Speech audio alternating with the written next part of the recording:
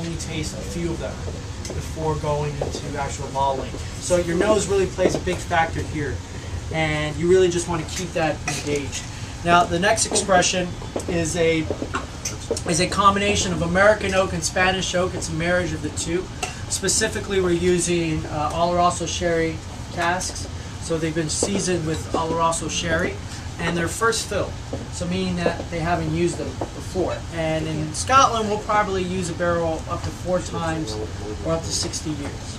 But that first fill is going to be much more richer, and you're going to extract much more color, that essence of that sherry influence imparting on that oak is going to be much more impactful in that first fill than it is, say, your third or fourth, if you can imagine. So first fill meaning the first fill after it's been used for sherry? Exactly. So it's already been seasoned with the sherry, and that goes for the bourbons as well. You know, they'll make references to first fill bourbon or second fill bourbon, and so you kind of have a gauge of, you know, where that barrel's been in the course of its life. It's touched first on that bourbon, and those bourbon barrels give you a lot of vanillas, honeys, those orchard fruits. But the Spanish oak is really more about spice. Dry fruits, some of those stone fruits really come across in the Spanish oak. If we get lucky, we get wonderful dark chocolates, cream, caramel, kind of butter toffee notes. But it imparts a whole different flavor profile. So with the 18-year-old, what we're talking about here is a whiskey that's been matured 18 years of age. So those whiskeys have really been kind of condensed down. That flavor profile is going to be a little bit more intense.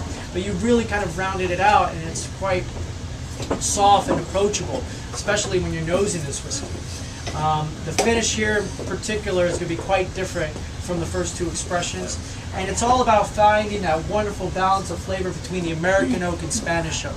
Sweetness that you get from the American oak balanced out with more of that spiciness and dryness that you get with the Spanish oak. Just a wonderful marriage of the two together.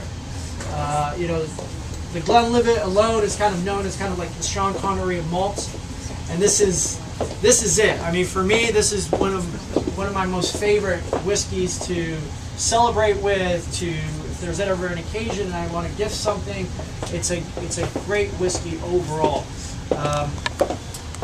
Is that for me?